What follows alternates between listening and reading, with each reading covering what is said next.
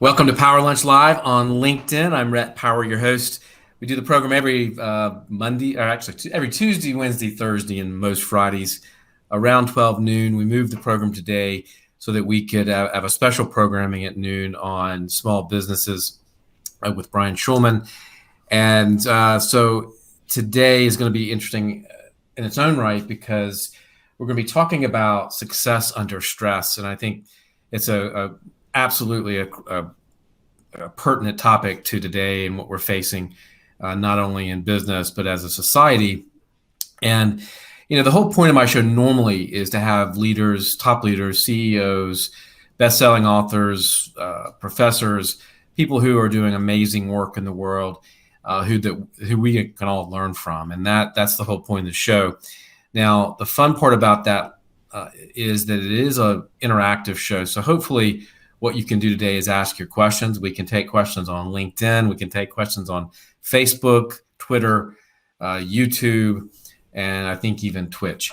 So we can take your questions on all of those platforms. We encourage them because we want you to learn what you want to learn. We want your questions answered. And I know Sharon and I are more than happy to interact with you online, even if we don't get to the questions today in our conversation. So if you like the program, give it a like or share so that your network can benefit from the conversation and from our guest. Now, today I've got someone on that you should have heard from or heard of before. She was on the program a couple weeks ago, or last week, I think, when we talked about resilience. And I wanted to have her on to talk today about stress and how you can overcome it to be successful. She's a global authority on women's next level leadership. Her practical tools are informed by 10 years of research at Harvard Medical School and field tested by more than 19,000 corporate training participants. She is her methods have transformed professionals in over 40 Fortune 500 companies, and she's a sought-after speaker, trainer, and her presentations have created buzz at marquee events, at leadership conferences around the world, even in the White House. And she is a business psychologist, and she's author of 2 best-selling books, Success Under Stress, and the first book was Confidence When It Counts. And she's a fellow Marshall Goldsmith 100 coach with me. We're both in that fellowship. Sharon, welcome to the program. Thank you, Rhett. Glad to be here. I should call you Dr. Sharon is what I should call you. Wow, we are in some interesting times. And it's everything I think that we knew 2 weeks ago is different in a lot of ways. And we're operating different. We're thinking different. And how do you, for people like me, and I'm sure other people listening, we like some control of things. And the last few weeks has completely felt like there is very little that we control. And maybe we're just under an illusion that we have some control at all. But how can we at least get some of that back? Yeah. It's a hard question. I apologize, but. But it's the elephant in the room. So let's begin there, right? I mean, everyone's feeling it. So such an honor to be here, Rhett. Thank you so much for bringing such valuable insights to so many people. So here's the thing is that actually there still is so much that we can control, right? I mean, definitely there's things that are going on in the macro context that are out of our control. But, it can actually even be helpful in any situation, like actually anytime that you notice yourself feeling stressed or challenged or panically or like really kind of off, it's a sign actually that because we only feel stress actually when there's aspects of a situation that feel out of our control, right? So the very first thing that you could do is actually sort out what are the aspects of the situation that I can control. And I call this kind of your 50%, like anything that you can bring or interact with or influence. And distinguish that from kind of the other 50%, if you will, which is really weighing heavily. And there's like a lot of exchange and information around the other 50% these days. But no matter what the situation, you can always kind of be impeccable for your 50%, right? You can always maximize on what you can control. And even when it feels like you can have control over things that are very important to you, like maybe, the health of and safety of loved ones, or how business and the markets are doing, or, those kinds of things. Actually, there's three things that you can always control, always. Okay. And that is your own physiology, your own psychology, and your own problem solving, or your performance, let's say. Right. And so you can always kind of look to one of those domains, and actually the more that you can, maximize in each of those domains, kind of the more that you are going to feel centered. So, we can go through tools in each of those domains. Yeah, please define what you mean by those. Yeah.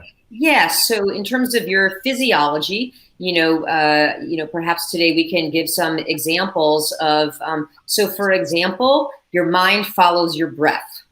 Your mind follows your breath. So actually the fastest way to calm your mind is to shift your breath. It's not the only way, right? We all have, many ways that we try to change our physiological state, whether it's from exercise to eating, any various kinds of things, stretching, dancing, things that we ingest. So, but your mind follows your breath. So if you notice that you're panicking, there's things that you can do to kind of instantly calm down your mind, and it creates a cascading effect, because if you can calm down your mind, then it can help you to control your psychology, right? Which is your thoughts in the situation. It doesn't necessarily have to go in that order. It can, because you can shift the way that you're looking at the situation, which will also help to calm you down. And again, we can go through any of these strategies, and also kind of your problem solving in any situation. So people have been really focusing on that, I think, like, sort of getting food, or getting, goods, or kind of hooking themselves up to virtual platforms, or staying connected to people.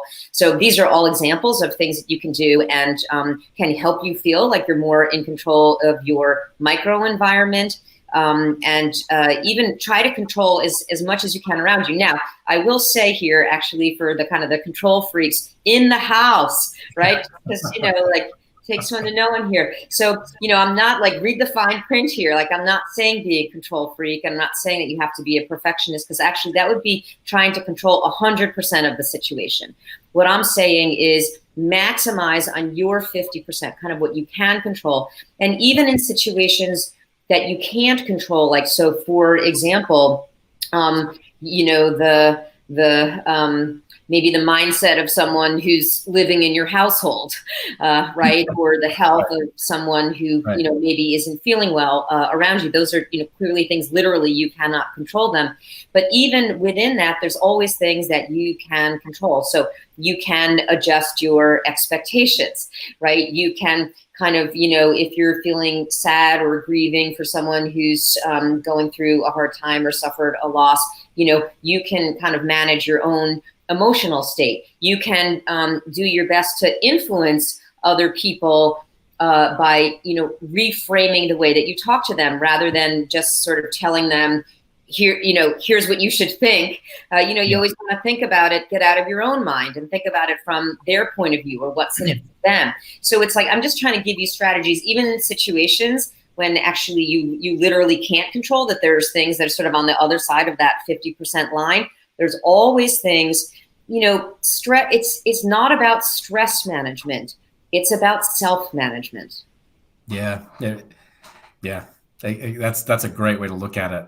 And I've found this week particularly that getting the kids on a schedule, getting myself back on a regular schedule, trying to sort of stick to that as a way to have some normalcy, I guess, right?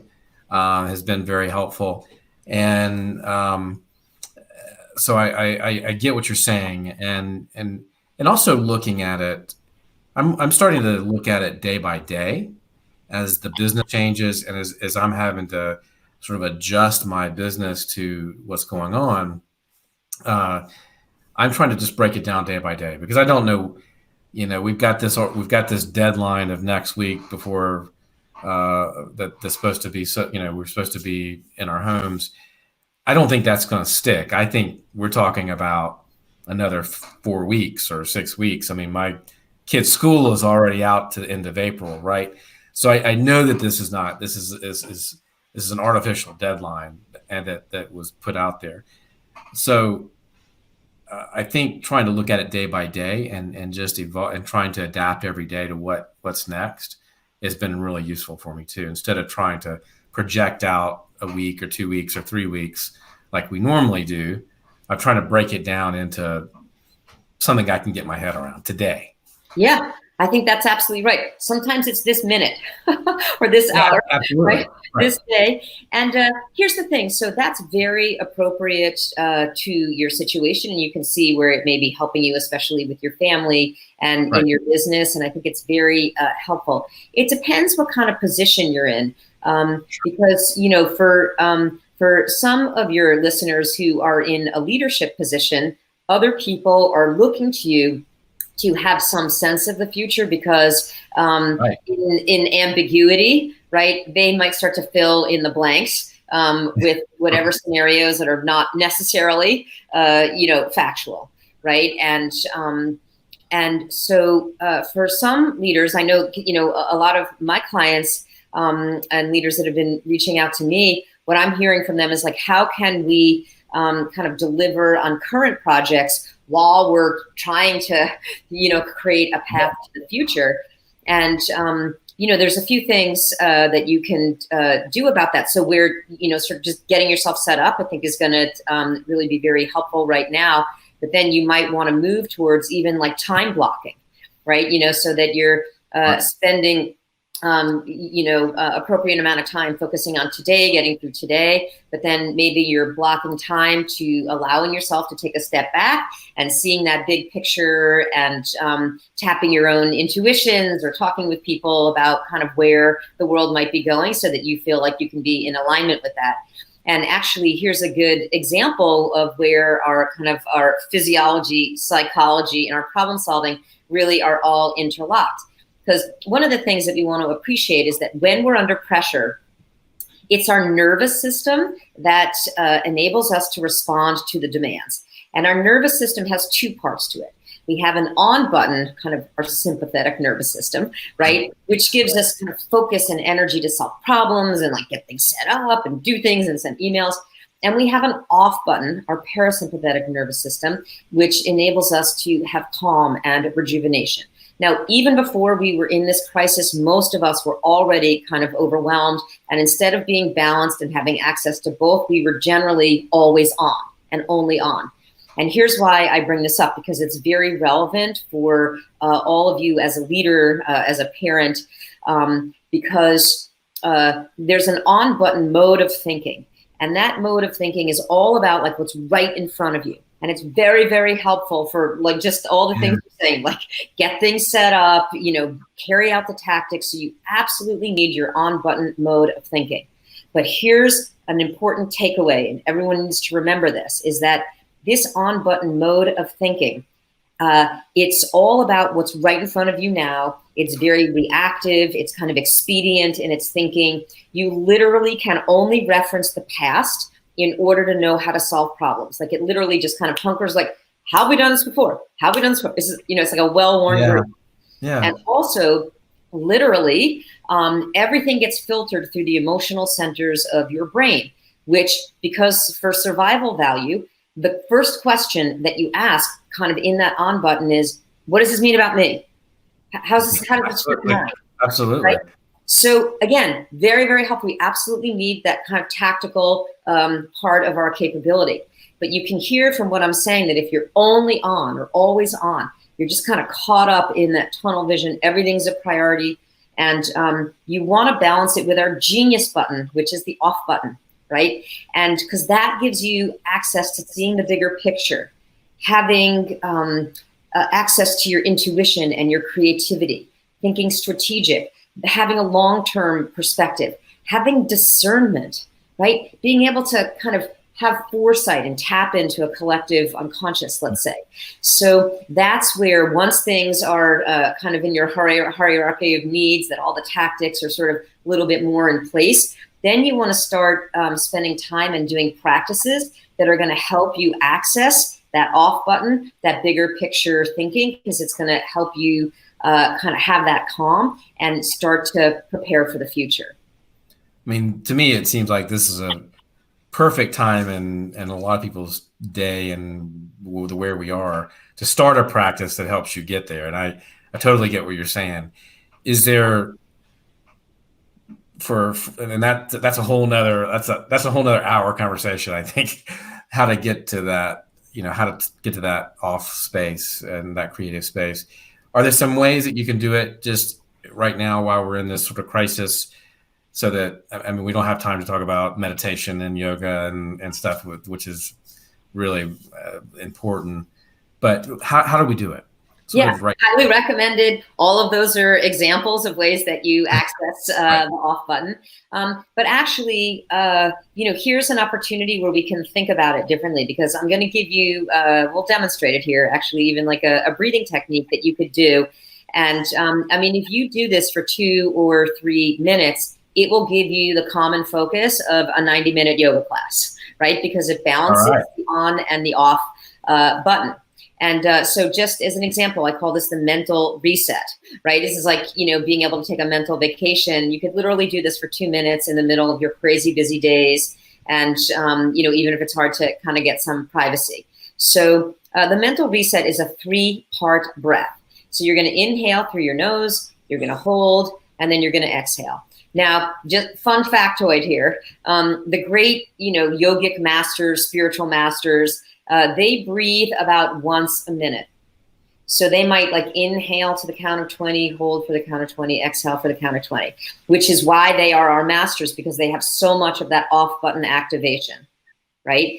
And but we could all be like yogis in training, or spiritual masters in training, and we could just sort of start with like 5, 5, and 5, let's say.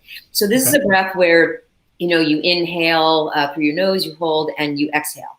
And when I do trainings, I encourage team members and leaders to actually put their hands in this position with all 10 fingers touching. It's just, you don't have to do it, but it's helpful because it balances the right and left hemisphere, and all that good kind of relaxation and clearing of your mind that you build up. It's going to stay inside of you and not disperse.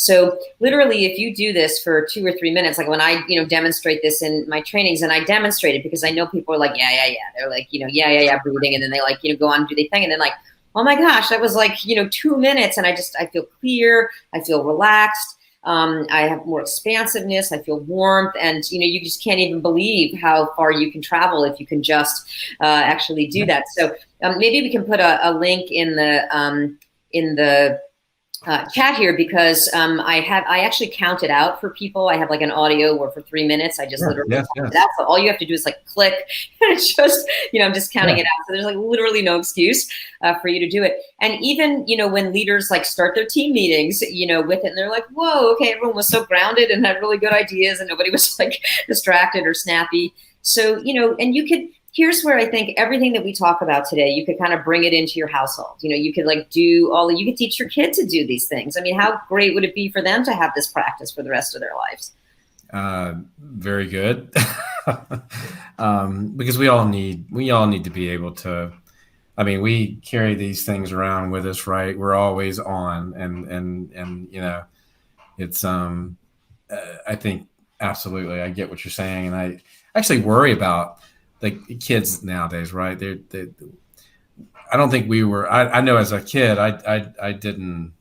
There was a lot of creative time. There was a lot of time where we had to make up what we wanted to do. We had to be creative. And my kids can sit on a device now for hours and just text back and forth, right, or Snapchat or whatever they do. So, let me ask you this: what do our teams and our people need from us as leaders right now? Yeah, I'm asking everybody that, and I'm just fascinated by.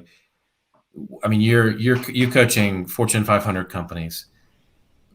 How are they communicating? What are they giving? What are the leaders trying to communicate right now, and how are they trying to do it? Yeah, there's so many things that employees need right now, and leaders as well, all of us.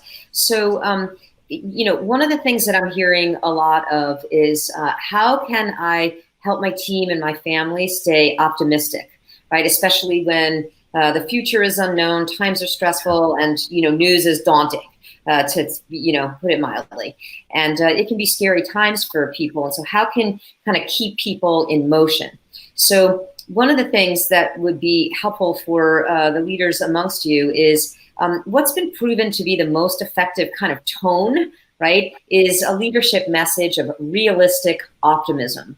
Realistic optimism. So optimism kind of starts with a positive picture of the future in your mind. And when you communicate it, it implies to the team that there is success on the other side, or we'll be able to adapt along the way. And it communicates that there's things that you can do, that efforts that we make actually will play a role in how this unfolds. It communicates that you believe in them, and it activates a more positive mood, which increases problem solving. And it can actually even literally help people stay healthy in their nervous system. Now, the realistic part is important to set an expectation, because no leader wants to come across as falsely assuring. Now that will lose you, credibility, and it's serious times. So what you want is to sort of say, look, this may take longer than we hope for. There's going to be discomfort along the way, but that kind of just shows like, look, I'm in it with you. And I think that breeds trust in this time, as well as all the ways that you are kind of showing individual. I think leaders, you need to have like a central leadership message in these times, right? One that you come back to bite-sized and repeated, because that's what people can take in right now. So have kind of your central kind of go-to mantra for people, but also you want to individualize it in some ways, because people on your team and in your family, we see it, there's individual differences. Some people, and this is a known wiring kind of pattern, some people prefer sameness, some people prefer difference. The difference people are sort of like, it's good times, you know what I mean? Let's innovate or whatever, and the sameness people are, really like, trying to hold on to their routines. Some people are under alarmed, some people are over alarmed and they're panicky. And I know you asked me about that. We can talk about, sort of things that you can do in that moment of panic to keep a steady mind. So I think that's really important for leaders, is to kind of to get out of your own head and to be able to, show that empathy, to really see it from the point of view, yes, be a leader for everyone, the team is a collective, but also checking in individually. And back to this idea that we were talking about before, I think anything that you can do to help foster a sense of control over the things that we do have control, right? So I'd encourage a leader to almost like crowdsource the kind of culture and interaction that we want going forward. And this is, one of the tools in my book, Success Under Stress. And, we do these kind of facilitated trainings. We call it like the ideal day exercise. Like, okay, now things are, we're at a reset point, like what would an ideal day look like now? Like, how would we feel? How would we communicate? What would get done? What wouldn't? And what's cool about this is that you get collective input. So everyone feels like they've had a voice, and everyone has skin in the game. Right. And can be held accountable, because if we all now we know what we want collectively, and we all have to kind of make it happen. And I think it can help, disseminate it, that it's not all on the leader. Right. And then everyone kind of has to play their part, and let's come up with new rituals or ways of checking in with one another. Right. And, let's crowdsource ideas for how to turn this into an opportunity. Let's all share pictures of our favorite pet, like whatever is going to, sort of create that cohesion.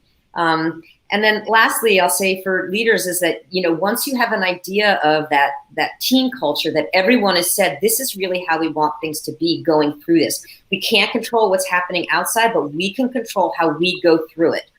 Again, the most important question that a leader needs to ask is, okay, So in order to create this culture, who do I need to show up as? What are the qualities? What are the attributes? Because if I want my team to be inspired and engaged, am I inspired? Yeah, that's Right. right. So you really have to start with kind of that, I call that your horizon point, that anchor point. Like, you got to get really clear and articulate that, because again, that you can control.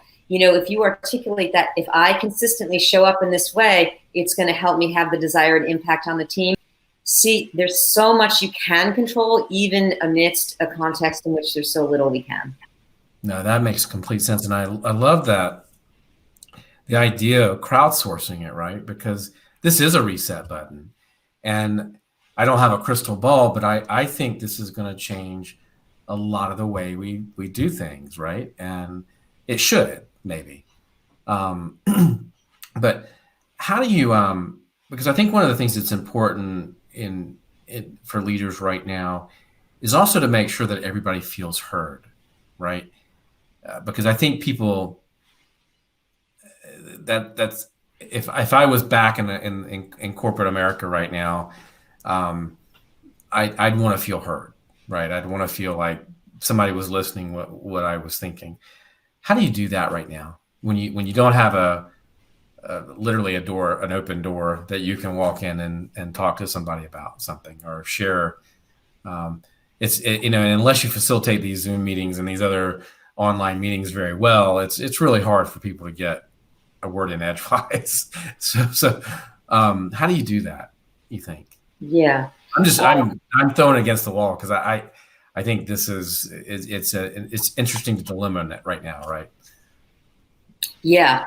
Well, I think as leaders, you can create a culture in which you give structure to people feeling heard. Like, you could literally kind of like go around the Zoom call, as opposed to the loudest people, get all of the airtime. Right? I mean, it's just an example. Or, bad at facilitating meetings to begin with. Zoom is a disaster. Yeah. Right. So if your meetings were great before, they're not going to be good now. So. Right. But again, opportunity for a reset, right? And to put some of these structures in place. You could have different people lead parts of the meeting, right? I mean, there's just, these are just logistical things, but more kind of importantly, there's some people have sort of said like, oh, well, corporate efforts like inclusion are, not the priority right now. We're in a kind of a bottom line, Maslow's hierarchy of needs, and actually, I think the leaders who are in the know that actually that's more important than ever, right? That everyone, all the research points that, actually some of the highest numbers that you can ever get in terms of an effect on engagement and productivity come from creating a sense of psychological safety, come from creating a sense of belonging, right? And feeling heard. So I think that everything that leaders can do to, like I was saying, get out of their own head and really create a forum to kind of hear from people, have a virtual office hours, a dedicated time, be checking in with people one-on-one. And I think you raise a really good point, actually, because part of the work that I do is supporting women leaders to get to their next level, get promoted, supporting senior women executives in order to create cultures of inclusion and, bring their companies into the future.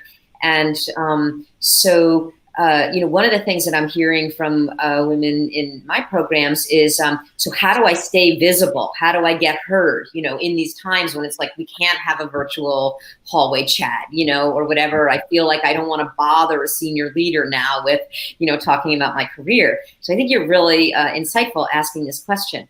But actually, there's definitely ways that you can maintain that visibility. So one is, is to kind of step up and think about like what's value add that you could do. I mean, there's so many things that companies need or cultures need right now. So what's an initiative that you can lead? You can, clean up something that was inefficient, or you can volunteer to do, kind of X. And that can actually put you in front of senior leaders, because you might have to reach out to them and ask for their input. Or once you get a win, you want to share with them, hey, we did this in this department, was wondering if you, wanted to learn how to do it in your department. And I think leaders are really receptive and kind of appreciating, wanting to stay connected to people. So I think it's actually a time for everyone in organizations to kind of be bold and to really think about what is needed, what is value add, how can you kind of show your capabilities in these times, and even like create a meeting. I have a client of mine actually who was feeling a little like underutilized in these times, like I'm not being a part of meetings. And, she was actually a chief of staff for an executive committee. And she's like, and so, and she heard from a couple of the other leaders in the organization, and they were kind of feeling the same way. So she's calling a meeting now, sort of saying, what can we do, that to sort of take care of our people, to, initiatives that have been on the back burner. And, so she's sort of like making it an opportunity, right, to be in front of people and to be visible. And so that comes from really owning your value. It comes from not letting the circumstances define, right, what your contribution is going to be, but instead really thinking about not making it about you, right? Because that's your small game. Making it about what can you contribute, and how can you actually use this as an opportunity going forward. I love that idea about stepping up, because that's people need help, and the organizations need help, and they you really do stand out if you step up and volunteer to be part of a solution, right? I think that you're absolutely right. This is a time when sort of the traditional hierarchy in some ways gets thrown out the window, right? And you may have an opportunity with a skill set that you have right now that you can offer something really unique and helpful that nobody else can do, right? I mean, it's I think that's brilliant. That's brilliant. And it's sort of a great segue to, what is, in your thought, are there some unique challenges? This is your specialty. Are there some unique challenges for women right now? And how, and you talk about stepping up, how do you get noticed? How do you step up? And how do you, aside from a little bit of what we just talked about, but how do you, what are some of those unique challenges right now and opportunities? Yeah. Thank you for asking that. So, one is, there was just a great piece in the New York Times a few days ago about moms now have 5 jobs, instead of 3 or whatever, like they used to, and really it's relevant for dads as well, because, dads are, taking, are chipping in a lot to take care around the household, and they're now, the physical education officer as well as the, working, and everybody is juggling. I think all genders, everybody is chipping in and trying to figure out kind of roles of the household. But, this is happening in a context that we were coming into, right, where we know that, women tend to, and actually the statistics show are doing, between 7 to 14 hours more of kind of that housework. And women are doing, there's this term kind of emotional labor, where women have been the glue or are there kind of tending to the kids or taking them to the doctors, in addition to kind of doing our roles and leading.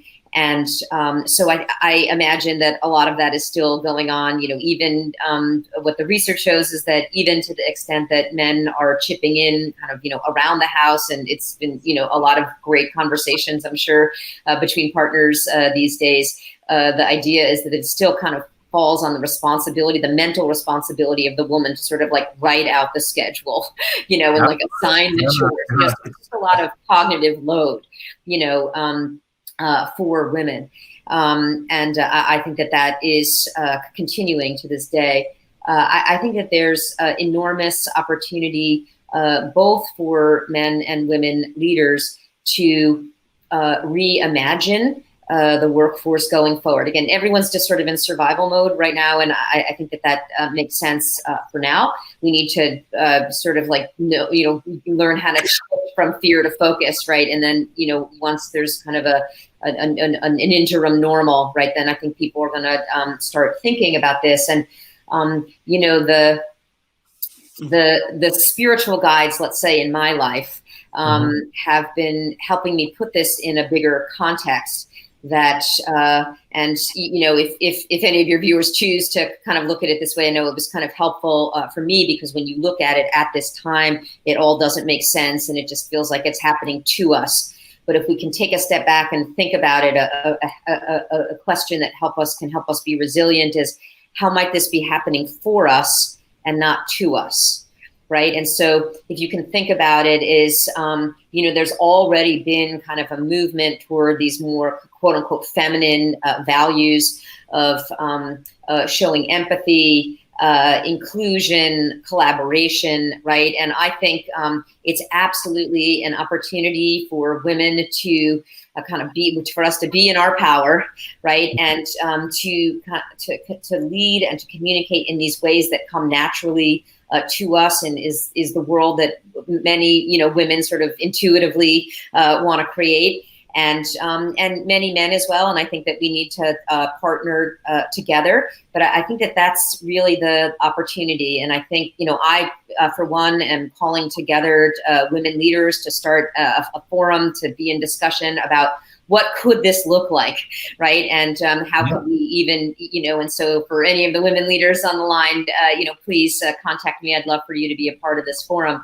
And of course, we have to do it in partnership, men and women together. But I think this is a time when women, when you talked about not being heard, that a lot of women have felt maybe out of integrity of some of the practices in their company or haven't felt heard. I think that this is a time of receptivity. It's a time of reset. And I think to come forth with those bold ideas, I think that there's going to be more receptivity now. And we're going to need everyone's innovations and everyone's voices. And I think the leaders who that's their come from, that will be remembered going forward. Yeah, no, absolutely. And it's a time for not only to get, to move your company forward, and a lot of companies are struggling to figure out how to do that, and are but I think it's also a time for empathy, right? And a time for caring and understanding a little bit too, right? And being able to do both of those things at the same time is a real art, I think. So we got a couple questions here. Mostly comments. Thank you. Didum, I hope I pronounced your name right, for your comment. The mind follows the breath. Great tip. Thank you. Burkhart, thank you for your nice comment. I have a comment, question here. Bring it on. Yeah. So the question is, are there any techniques, and I was going to ask this later, but is there any way, you mentioned panic a little while ago, are there some ways to sort of, are there ways to stop a panic attack, or when you feel like you're panicked? Yes, bring it on. Question. Yes. Okay, couple things. Okay, so let's get going managing our on button and our off button, right? Okay, so there's a few things that you could do. So literally sort of like, if you feel yourself kind of getting worked up in that way, there is for you the panic reset button, Okay, so here's the thing. So I don't know, I hope it can be on my screen here. So if you look at, and if this is your third finger, and it's the inside of your third finger, right? Mm-hmm. Now, at the bottom phalange right there, if you put your thumb there, if you just kind of touch it, there's kind of an indentation point. And what that does is that there's a sac around your heart. And when you get anxious or panicky, it goes, and then you're like, right? And that's why you feel that like you can't breathe and you're choking. So when you hit what I'm calling the panic reset button, that's not really a technical term, but it's okay. It'll help you remember it in the heat of the moment. What this does is that it activates the nerve that goes up the arm, and then it will relax that sac around your heart. And if you even, like if I'm doing this right now, as I'm doing this, I'm noticing a release kind of. like a really big breath, just sort of from my belly kind of came over me. And that's at least like, so that first breath, that sets up the next breath, and it sets up the next breath, so that's something that you can do.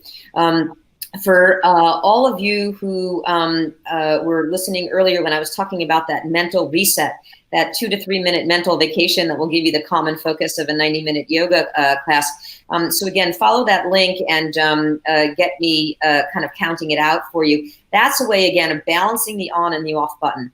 And what's helpful about that, there's many variations on breaths like that. But what's helpful about it is that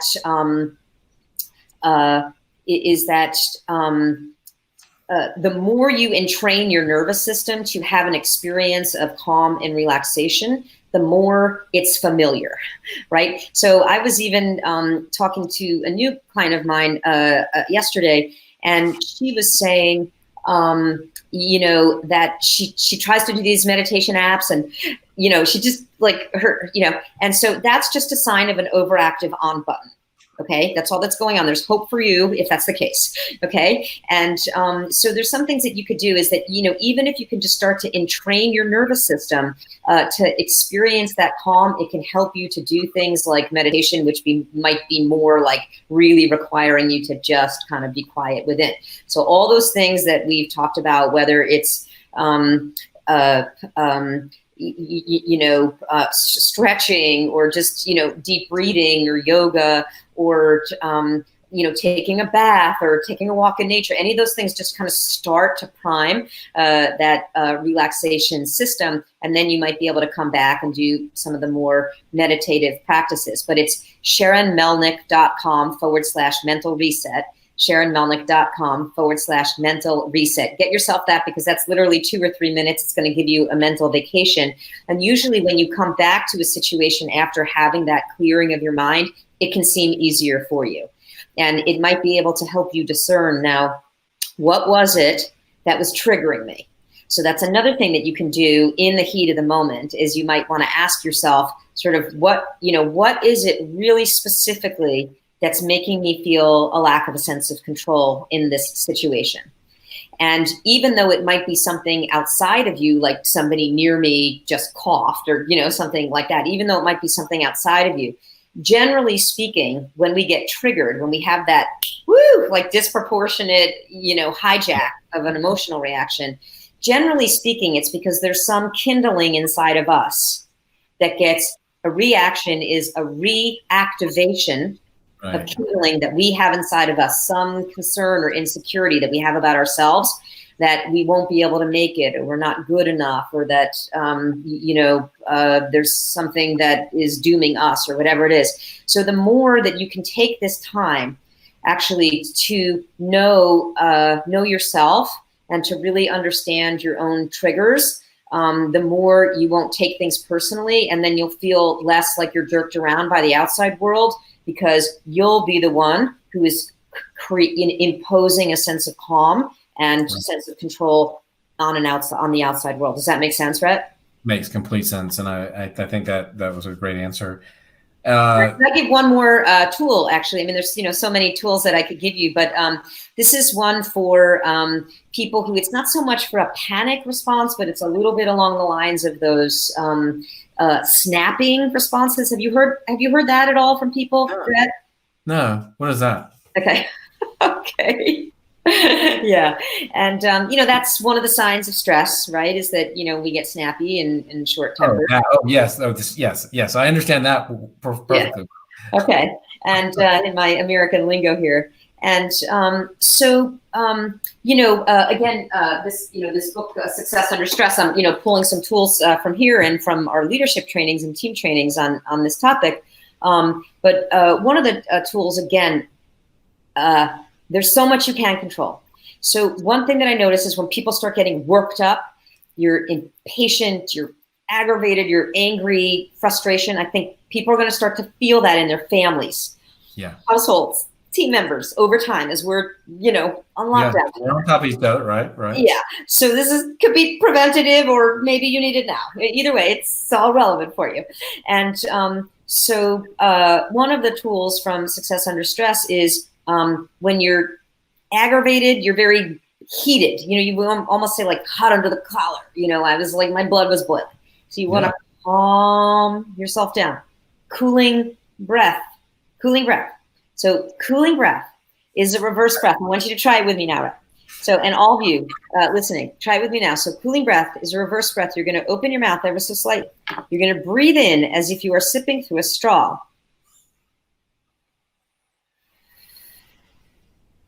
And out through your nose. Long, slow, deep breath. And keep doing it in through your mouth as if you're sipping through a straw, as if you're creating a wind tunnel over the top of your tongue. Now, Rhett, when you're doing this, are you feeling a cooling and a drying sensation over the top of your tongue? Very much, yes. Awesome. So literally, you can see it's like an instant cool, right? And very, very helpful. And so what it's doing, it's my acupuncturist friends tell me that it's literally detoxifying your liver, which is where negative emotions can build up over time, right? Yeah. And cause disease processes even potentially, or just, continue to keep your system in stress. So also what cooling breath does is that it takes you out of the part of your brain that's in hijack. And it puts you back in the part of your brain, like your frontal lobe, where it's kind of like, I can be intentional. So if you notice yourself starting to react, the very first thing that I would do, cooling breath. It took every thought out of my brain, actually, for that second, for that 10 seconds that I was breathing in, right? I was concentrating on the breathing in, and anything that I was really negative or positive or whatever I was focused. So I actually see how that could work, right? Score. It lets you, it takes out all that, everything, right? It takes out everything really, and lets you reset kind of. I like that. Now, there's a secret ninja weapon aspect to cooling breath, Rhett, which is that not only will it calm you down, it will calm the other person down. It will calm the other person down. It has a kind of a powerful energetic effect around you. So yes, I license this to you all, royalty free. Use it in your households, at your dinner tables, teach it to your children. Yes, yes, yes. Oh, they'll just laugh at me right now, but that's okay. Wow. Okay. I have another question from Kara, and this is a totally different question. She asked, I wonder where Kara's from. She asked, how do you approach, I feel like I can do more. How can I approach my boss, particularly when it's really stressful right now, for more responsibility? Because that was the question. And I wonder if there's, what's behind that question, I guess, is what I wonder. But what do you think? Yeah. Is there a good way to sort of ask for more? Always. Absolutely. Okay. So what's important for you, Kara, is, and for all of you who are looking to kind of position yourself in this time for next level responsibilities, right? Or even, leverage this time to expand your responsibilities.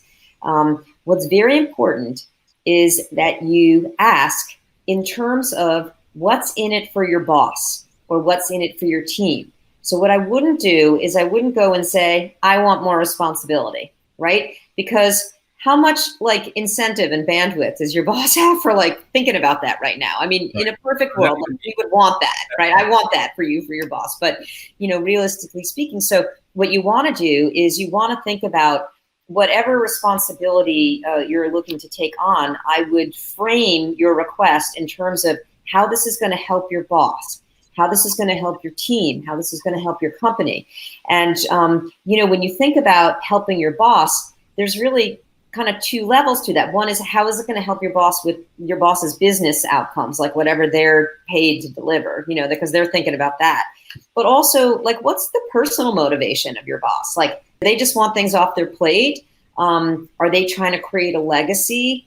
Are they a person who likes to, they're a people person and they want to be approved of and like keep their people happy? Are they like, power and greed and control oriented and they're going to be threatened by this? If so, then you need to show them how this is going to help them look good, right? So whatever their motivation is, as long as you know what it is, you can just ask in terms of it, and that's going to give you a lot better chance of getting a yes.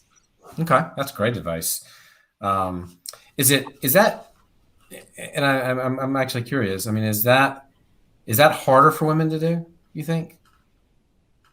To ask for what they want? Well, this has. I got a little feeling in that of little apprehension, right? Yeah. Well, one of the things that we know, and this has actually been validated by research, is that women. So it used to be the phase where like women don't ask, right? And now more women are asking. I mean, I think, more of you, I want to encourage more of you women to bring forth your good ideas and put yourself out to contribute at the level that you really desire and would be challenging and valuing for you. But now what the research shows is that women ask, but they don't get as often, right? So there is like empirical evidence that women aren't as heard. And that's why, a lot of women who come into my programs to get promoted, a lot of times I actually hear, when we talk at the beginning, they're like, well, I asked and I got a put off, or I was told, no, you're great at what you're doing, just keep going. And so I do think that there's is very important for all people, because this is just an effective influencing, right? But especially for women who have, sort of gotten put off or gotten a no, is very important to frame it in terms of what's in it for your boss or the organization, because it just gives you a lot more leverage, right? And it's just really best practices in terms of it's a harder no, right? Absolutely, and it can help women in terms of negotiation, to negotiate on behalf of others. It's kind of similar. And but I think that you want to be thinking about how you contribute and be value add in these times. So I also think that it's best practices. But if you are a little gun shy because you haven't been heard before, I'm encouraging you to ask in this way and to really step up in these times. And this is creating an opportunity for you to bring forth those ideas that you maybe everybody's been too busy to pay attention to. Well, that's good. Thank you for asking, Karen. Thank you for the answer. This has been fun. Thank you so much. I've been very, very insightful, and thank you. Absolutely. It's, such an honor to be here. Thanks for bringing value to so many people with your show, Rhett.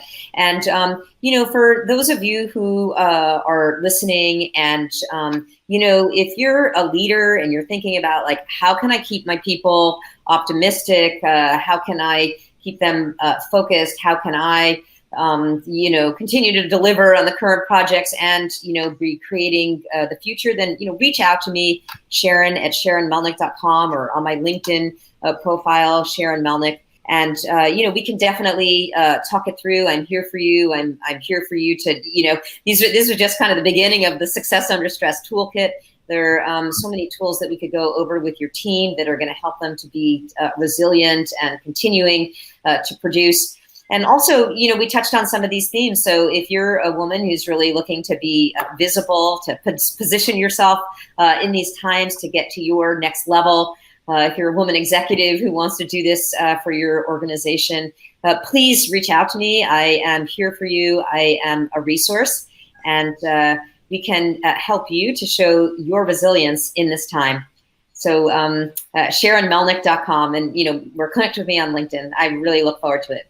Well, let's put all those links in the toolkits and the stuff. Let's put those links in the LinkedIn feed, and they can find the book on your website and on Amazon. And that's not on my website per se, but you just go to whatever your bookseller is. Success Under Stress. Last little bit or to the right. I admit we couldn't see it. We couldn't see it all. There you go. There you go. There it is. Success under stress, powerful tools for staying calm, confident, and productive when the pressure's on, which I think disqualifies. Yeah. A little bit, just a little bit. Thank you, Sharon, and appreciate your time. And I appreciate your time out there listening today while working from home or wherever you're having to work from. I do appreciate it very, very much, and appreciate the questions. And take care of yourself, take care of your loved ones, and enjoy this time all together. And don't let it be too stressful. And give yourself a break when you feel like it's a little overwhelming. I think we're all feeling that a little bit. And continue to do your good work, and we'll see you tomorrow. And if you want to find out the upcoming schedule, you can go to powerlunch.live. Powerlunch.live. We've got the podcast. We've got the past shows. In fact, this episode will be turned into our next podcast. So we'll have it in a bunch of different formats. And thank you for your time. We'll see you tomorrow. Thank you, Rhett.